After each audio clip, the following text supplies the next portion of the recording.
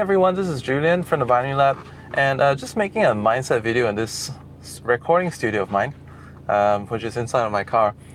Um, so this topic is the shield against negativity, and how I've come to talk about this shield is basically it's kind of interesting, like how I've actually built up this kind of a wall against negativity.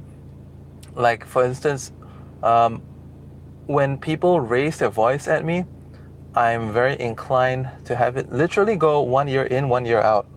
So I just don't respond well to people raising their voice at me because it actually, in fact, I don't even respond. It just goes out. It's a natural reaction that I've built up.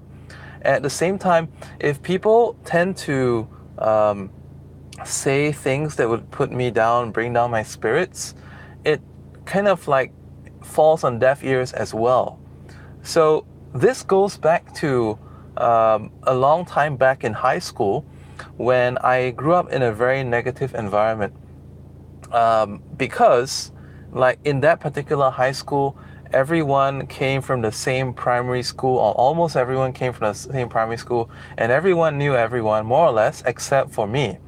I kind of, although it was a school of my choice, and I was the one that got my parents to indicate on the school selection form that this is where I wanted to go, but I didn't know that there was this very kind of a clique mentality. So, long story short, I didn't actually fit into that place because everyone knew everyone, and they were not accepting from people who kind of like transferred there, or perhaps went for examination and therefore passed the school exams and got in. They were very hostile all the time, constantly finding ways and means to to take digs at people who were not. So, to that was that I learned to isolate myself. Okay, I think it disconnected for a while. It's back on. So I created a wall. Um, and it kind of getting okay. And later on, it wasn't just school. It was then when my mom decided to leave her job as a broker, and she kind of couldn't deal with being like a housewife, although that's what she chose to do, and she started to take out a lot of stress on me. And besides that, there was my grandmother who at the time was experiencing, like some symptoms of Alzheimer's, and there was like mood swings, there was frustrations for forgetting stuff, uh, outbursts and stuff. And I just feel that I didn't deserve it. And as a result, I became very numb to it as well. So this is actually some kind of a psychological state. Some people call it a psychological condition that can happen because of trauma. But at the same time, it's interesting how from repeat trauma you can actually build up, like a scab, a keloid, or rather like scar tissue that, as we all know, scar tissue is always stronger, and it protects you that from an accident to the same area. So let's say if you were to fall down today, you had a gash on your knee, that you would first get a scab, you would then get scar tissue, and that would protect you from damage and injury if you had the same fall again in the future.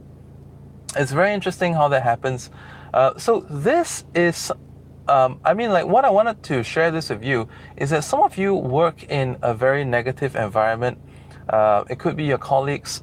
Sometimes you could be living in a house where there's many people, because in certain parts of Asia, that's what people do. They live in a very tightly packed space. And just because you're doing something different from everyone else, they may not actually appreciate why you're being different, and they may not actually encourage you for being different. And they will find ways and means to bring you back to what's being normal. So that comes very important. You need to know why you're doing this, what is it for, and whatever you're doing is going to do for you in the future. And if you're sure about it, you can build up such a wall. in the beginning, it's going to hurt a little bit. In the beginning, it's going to make you feel as though that, it may feel self-defeating. You feel it's not happening. But after some time, you will habitualize yourself to having no reaction. You're going to go from having a strong reaction to a moderate reaction to a less and less reaction. So you constantly want to check yourself when you get dug at, when you get put down, when you get yelled at, is your reaction a little bit less than the last one or not? Okay? And it will go down. That's what I want to share with you. There are pros and cons to this situation. The con of this situation is that sometimes when you are in a relationship, and there will be conflicts in relationships, you will somehow be desensitized to conflict. And that is actually how I realized that I developed this wall against negativity, because recently me and my wife actually started some therapy to resolve some issues, and one of the issues that my wife had with me is that, my non-response when she's getting worked up. So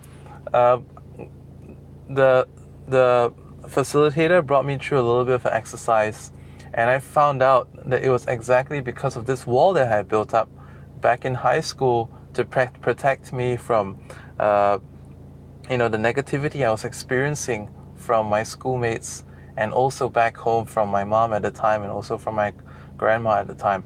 So this is something that you can do as well. Okay, like I said, there are pros and cons, but you have to weigh that. And this is not just, this is just one of many shields that you can build for yourself that can protect you and keep you on the right track, even if you live in a noisy place, even if you live in a negative place, even if you live in a place where people are unsupportive. Okay, everything can work out, because the human mind is amazing, and the human mind can adapt under all conditions, but you have to commit to it. That's what I want to share with you today. Bye for now.